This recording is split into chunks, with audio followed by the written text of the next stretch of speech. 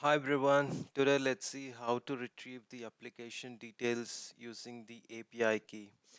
This would be a detailed video guide on retrieving the application details if you have the API key.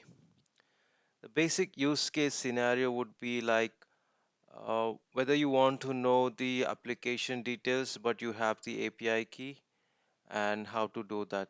So let's see an example of this process design where I'm invoking the API key object first using the API key details which I have already.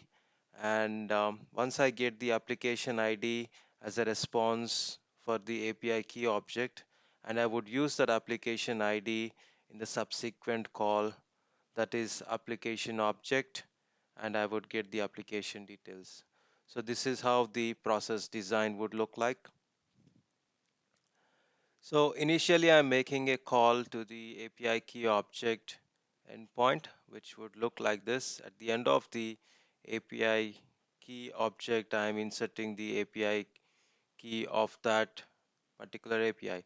So I would get the response something like this, which you can see on the screen, which includes the application ID, and I would use that application ID as a dynamic value to insert as a parameter in the subsequent call that I'm making for the application object.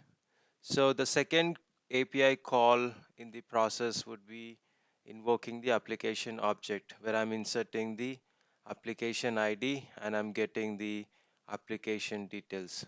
So this is how I'm getting the application details using the API key. Hope this information is helpful. Thank you.